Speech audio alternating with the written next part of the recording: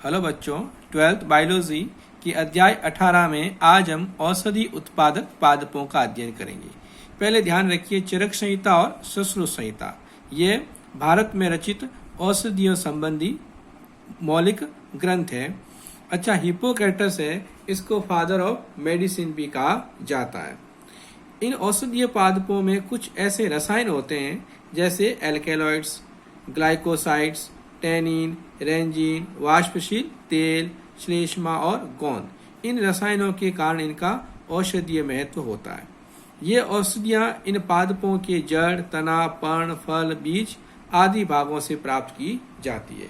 अब हम कुछ औषधीय पादपों का अध्ययन करेंगे। सबसे पहले हम पढ़ते हैं सर्पगंधा, या इसे चंद्रमार या छोटा चांद भी कहते हैं। इसका वानस्पतिक नाम है रॉल्फिया सर्पेंटाइना।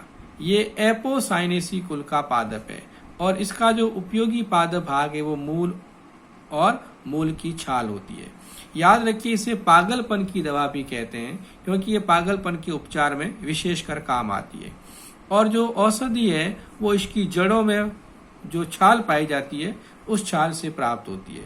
अच्छा, इनकी जड़ों की विशेषता होती है कि ये जड़ें कंदील, लहरदार और टेढ़ी मेढ़ी सांप की तरह दिखाई देती है और इसकी जो ताजा जड़ें हैं उसमें सांप की तरह गंध आती है। इसी कारण इसको सर्प गंधा कहते हैं।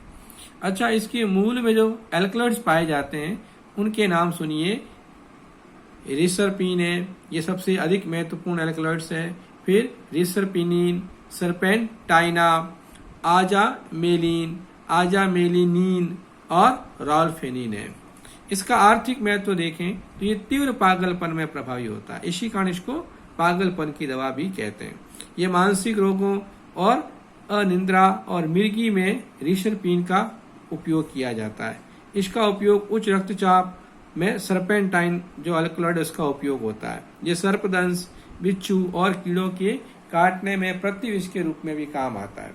अच्छा, सर्पगंधा है, इसकी गर्भाशय में संकुचन पैदा करता है। इसी कारण इसको प्रसव में भी सहायक के रूप में काम लिया जाता है। इसका जो काढ़ा होता है ये दस्त, पेचिश, आंतों में दर्द में लाभकारी होता है और साथ में ये कृमियर यानी कृमि को नष्ट करने वाला भी होता है और आयुर्वेदिक औषधियों बनाने में भी इसका उपयोग किया जाता है। नेक्स्ट, अफीम या अहेफॉन या अमल। इसका वानस्पतिक नाम पेपेवर सोमनिफेरम। कुल है इसका पेपेवरेशी और इसका जो उपयोगी पादप भाग है वो कैप्सूल फल से निकलने वाला लेटेक्स जिसे अफीम कहते हैं और इसके बीज जिसे पोस्तदाना या खसखस भी कहते हैं। राजस्थान में इसकी खेती चित्तौड़गढ़, बांसवाड़ा, डूंगरपुर और झालावाड़ा में की जाती है। अच्छा, इसका जो अपरिपक्व फल होता है उसमें जो चीरा लगाते हैं तो फिर लेटेक्स यानी अफीम प्राप्त होती है। इसके लेटेक्स में मॉर्फिन, कोडीन, थिबेन, नार्कोटीन, पेपावेरिन, ओपियानिन नामक एल्कलॉइड पाए जाते हैं। अच्छा, इसी से हेरोइन नामक नशीला पदार्थ भी प्राप्त होता है। हेरोइन का रासायनिक नाम है डाई एसिटाइल मॉर्फिन। इसका आर्थिक महत्व देखें तो ये मॉर्फिन है वो दर्द निवारक है। इस कारण इसका उपयोग शरीर के ऐंठन और दर्द के उपचार में होता है। कोडीन है, ये खांसी के उपचार में काम आता है। अच्छा, ये अतिसार और दस्तों में भी इसका उपयोग किया जाता है और ये नींद लेने वाला और स्वपावक प्रकार का होता है। अगला औषधीय पादप अगर देखें अपन तो कुनेन या सिनकोना। वानस्पतिक नाम सिनकोना ऑफिसिनेलिस, कुल रूबिएसी।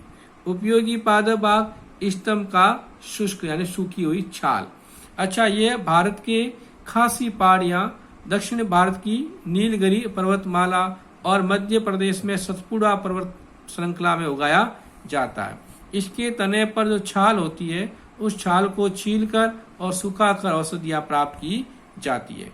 अब देखते हैं इसके छाल में कुनेन, क्विनिडीन, सिंकोनिन, सिंकोनिडीन नामक एल्कलॉइड पाए जाते हैं जिसमें सबसे महत्वपूर्ण एल्कलॉइड होता है कुनेन। इसका औषधीय महत्व देखें तो ये मलेरिया के उपचार में सबसे प्रभावी होता है। ठीक है, और जो प्लाज्मोडियम वाइवेक्स है उसकी जो साइडोज अवस्था है उसको ये कुनेन नष्ट कर देता है। ये निमोनिया और अमीबीय पेचिश में भी इसका उपयोग होता है।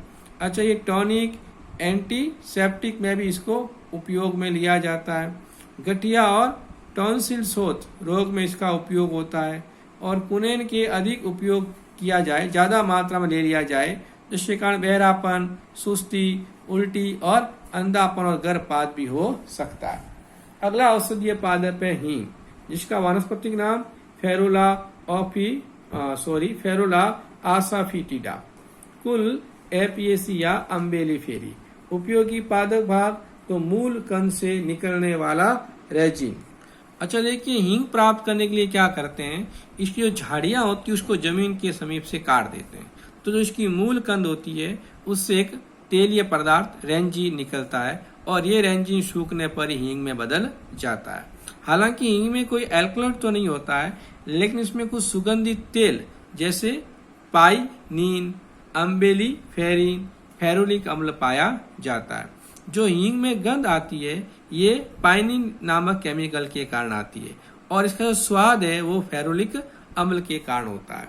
अब इसका अगर औषधीय महत्व देखें तो ये कृमिहर होती है, प्रति उद्देष्टित और वाजीकारक, वातहर, स्वेदनाकारी, पाचक, मूत्रक, कफोत्सारक, रेचक और उद्दीपक प्रकार की होती है। इसका उपयोग है वो चिरकाली श्वसनी शोथ, उदरसूल, दांत का दर्द, अजीर्ण, मंद अग्नि यानी भूख कम लगना, आफरा, मूर्छा, पेट फूलना, मिर्गी, इन सब में किया जाता है। इसका उपयोग आयुर्वेदिक दवाएं बनाने में किया जाता है और भारत में इसको मसाले के रूप में भी काम लिया जाता है। अच्छा, अब आपको एक टेबल दिखाई दे रही है, इसमें राजस्थान में पाए जाने वाले प्रमुख औषधीय पादपों का संक्षेप में वर्णनक है। उसका सामान्य नाम, उनका वानस्पतिक नाम, पादप का कुल कौन सा है, उपयोगी पादप भाग और औषधीय उपयोग। जैसे देखिए अश्वगंधा या असगंध, वानस्पतिक नाम विथेनिया सोमनिफेरम, कुल सोलेनेसी, उपयोगी पादप भाग जड़ और ये शक्तिवर्धक और स्नायु की दुर्बलता को दूर करता है। दूसरा है सतावार एस्पेरगसस रेमिमोसस, लीलियेसी, कुल उपयोगी भाग जड़ और शक्तिवर्धक होता है। इसी प्रकार सफेद मूसली, इसका नाम है एस्पेरगस एंडोसेनस, लीलियेसी, कुल जड़ और शक्तिवर्धक होता है ये भी। फिर अर्जुन टर्मिनेलिया अर्जुना,